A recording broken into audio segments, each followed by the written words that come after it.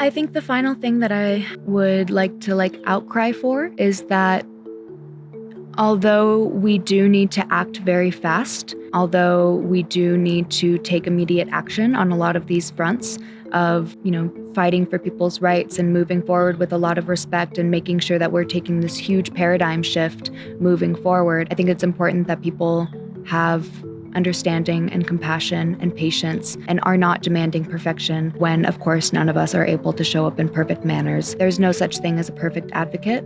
And I think a lot of the time we get stuck in this echo chamber of what perfection looks like in social change. And because people can't hit that perfection, they take themselves out of the equation or they take other advocates out of the equation.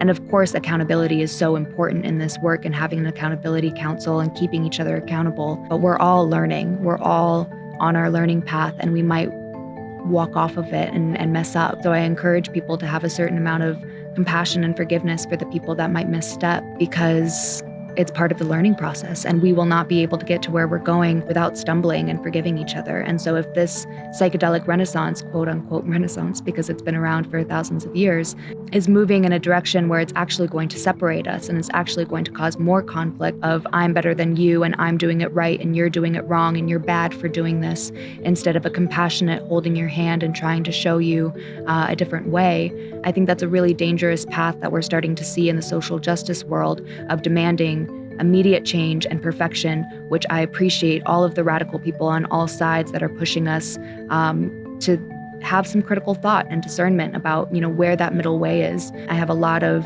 practice and respect for Buddhist culture, and it's been a lot of the vocabulary that I hold on to in my life. Buddha's entire path was the middle way. When he became a monk and wanted to start, meditating more, he was told by his teachers that you had to have 1 cup of rice per day. You couldn't eat until someone put something in your bowl. It was this very far extremity of how to have a perfect mindset or how to have a pure mindset. And he very quickly was like, this is not the way. He came from being a prince of indulgence and having everything that he wanted in front of him. And then he went to complete starvation and complete, separation from everything. And what he found was the middle way.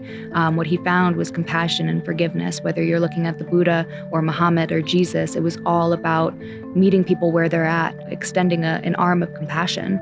And so I really encourage people not to, take psychedelics and become holier than thou. We really all have a different starting point, and some of us have more to unlearn than others. And we have compassion for those people because they have the most work ahead of them.